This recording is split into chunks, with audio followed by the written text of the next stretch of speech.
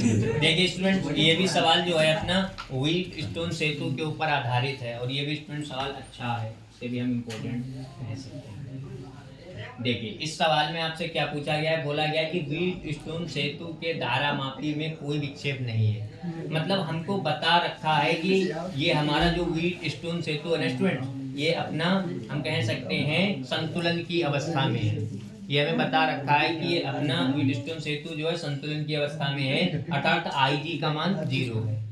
अब इसने हमसे कहा है कि ए और सी के मध्य तुल्य प्रतिरोध ज्ञात करिए। मतलब ए और सी, इसके मध्य पूरा जो हम अपना परिपथ आ गया, इसके बीच हमें तुल्य प्रतिरोध ज्ञात करना है। साथ में हमें I1 और I2 का मान भी ज्ञात करना है, तो हमें धाराएं भी दिखानी होंगी।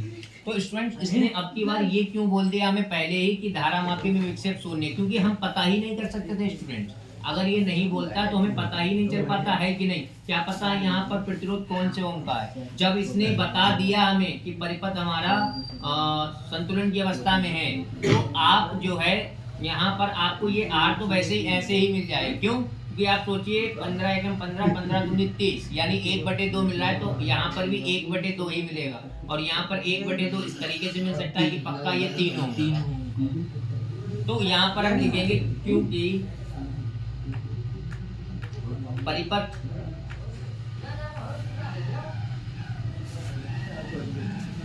संतुलन की अवस्था में है।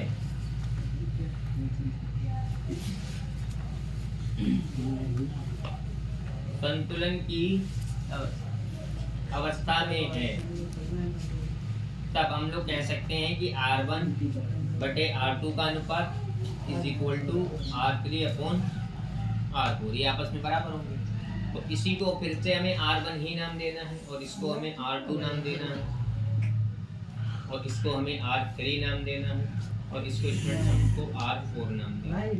बस वैल्यू रखनी है। R1 की वैल्यू है 15, R2 की वैल्यू है अपने पास स्टूडेंट 30 और R3 की वैल्यू है अपने पास 8 और R4 की वैल्यू है अपने पास 6। 15 एकम 15, 15 दूनी 30, ये आ गया अपना 1/2 इज इक्वल टू R/6। तो अपना ये आ गया 2 या 6, यानी R की वैल्यू आ गई 3। तो स्टूडेंट्स हमको पता चल गया कि हमारा जो R है ना वो ये 3 ओम। तो ये अपना R पता चल गया कि R जो है अपना ये R 3 ओम है स्टूडेंट। तो हमने R को निकाल लिया। अब हमसे क्या क्या पूछा गया स्टूडेंट, पहले पॉइंट में हमसे पूछा गया कि तुल्य प्रतिरोध बताइए। तो तुल्य प्रतिरोध हमें बताना, इससे पहले हम थोड़ा सा धारा चला लेते हैं। हालांकि हमने आपको धारा चलाना सिखाई कि यहाँ से अगर आप I चलाएंगे तो I जाएगी और यहाँ पर आपकी ये बढ़ जाएगी I1 और I2 में। तो स्टूडेंट्स आपको देखना है कि यहाँ जब धारा पहुंचेगी I1 तो स्टूडेंट इसमें धारा जाएगी ही नहीं। क्यों? क्योंकि ये हमारा संतुलन की अवस्था में ये 0 है। तो इसका मतलब पूरी की पूरी धारा अपनी किधर चली जाएगी स्टूडेंट, पूरी की पूरी धारा अपनी चली जाएगी इस BC वाली भुजा, इसमें तो धारा गई ही नहीं। इसी तरीके से जब आप I2 को गुजारेंगे तो I2 भी इसके भीतर नहीं जाएगी, पूरी की पूरी धारा आपकी की कहाँ चली जाएगी स्टूडेंट, पूरी की पूरी धारा आपकी चली जाएगी I2 CD वाले परिपथ में।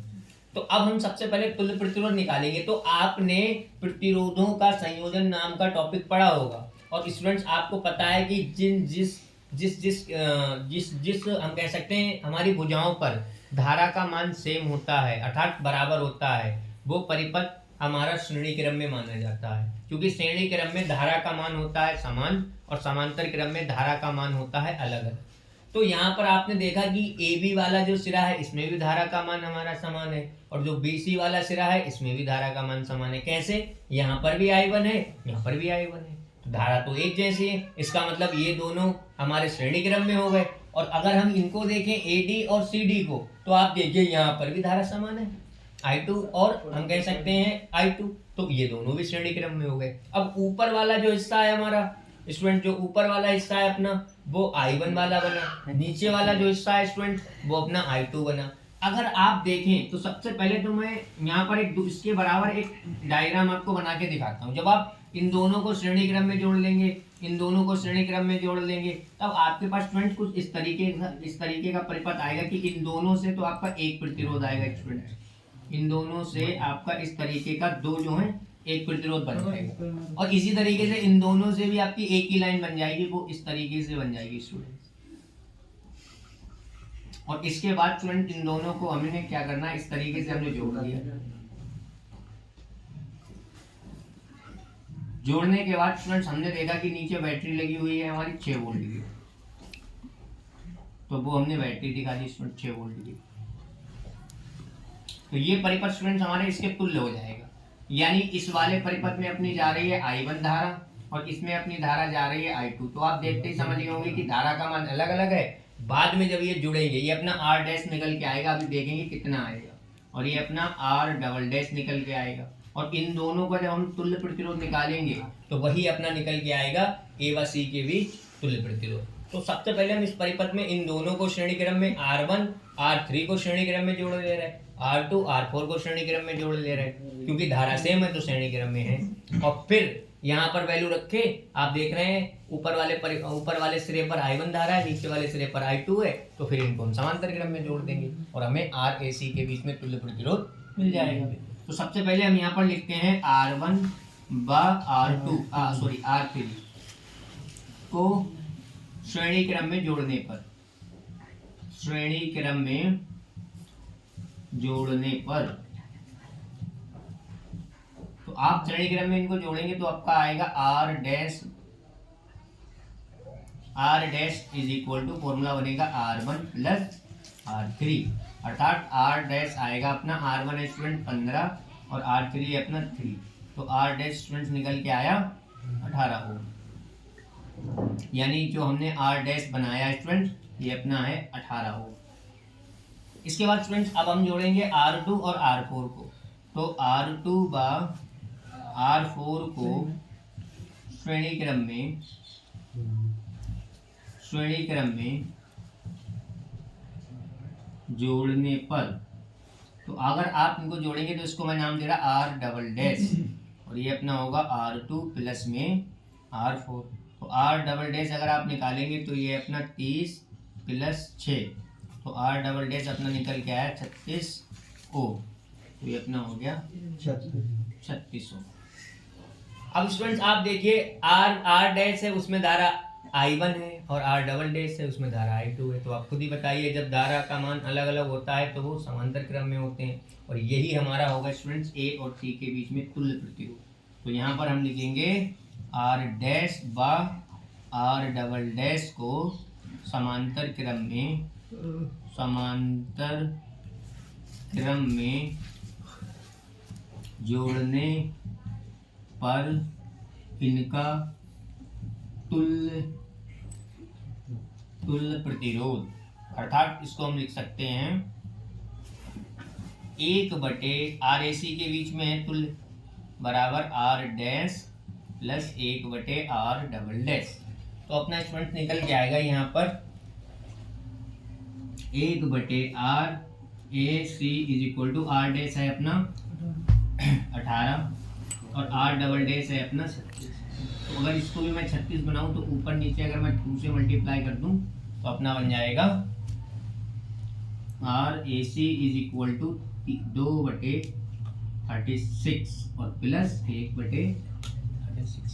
तो अपना ये हो गया students RAC is equal to 3/36, और यहाँ से अगर आप पेंसिल आउट करेंगे 3 एकम 3 3 एकम 3 3 दूनी 6, तो अपना आ गया RAC स्टूडेंट्स 1/12, तो RAC अपना निकल आया 12, यानी पहला पार्ट हमने कंप्लीट कर लिया कि तुल्य प्रतिरोध जो AC के बीच में पूछा गया था स्टूडेंट वो अपना निकल आया।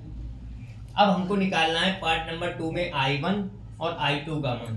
तो बहुत सिंपल है, I1 और I2 का मान निकालना है स्टूडेंट, देखिए किस तरीके से निकालते हैं। आपको ध्यान देना है कि जब आप I1 निकाल रहे होंगे तो I1 आपने ओम का नियम तो पढ़ा ही है, I बराबर होता है B/R। तो यहाँ से I1 अगर आप निकालेंगे तो B तो अपनी 6 वोल्ट की बैटरी वो तो ऊपर जाने ही है, और यहाँ पर जो रेजिस्टेंस है वो आपको ध्यान से रखना है, 12 नहीं रखना है, क्योंकि 12 जो है ये अपना टोटल है। हमें सिर्फ वो प्रतिरोध सिलेक्ट करने हैं जिसमें I1 धारा जा रही है। तो आप देखिए I1 धारा 15 ओम में जा रही है स्टूडेंट्स, और I1 धारा 3 ओम में जा रही है। इसका मतलब स्टूडेंट्स यहाँ पर हमें 15 और प्लस 3 को इस्तेमाल करना है सिर्फ, तो I1 अपना निकल के आएगा 6 अपॉन हम कह सकते हैं 80, यानी 6 और 3 टाइम्स ये चला जाएगा तो अपना आएगा 1/3 एम्पीयर। तो अपने पास धारा आ गई I1 1/3। हमसे I2 भी पूछा है स्टूडेंट, आप समझ गए होंगे I2 कैसे निकालना। I2 निकालने का तरीका बहुत सिंपल कि आपको बैटरी तो 6 वोल्ट की रखनी है और प्रतिरोध आपको वो लेने हैं जिनके पास I2 धारा है। तो एक जो 30 ओम है उसके पास I2 धारा है और एक जो 6 ओम है उसके पास I2 धारा है। तो अर्थात 30 + 6 करना है स्टूडेंट। तो आपको करना है 30 + 6 अर्थात 6/36 और यहाँ पर आपका आ जाएगा जब आप कैंसिल आउट करेंगे इसको 1/6 एम्पियर।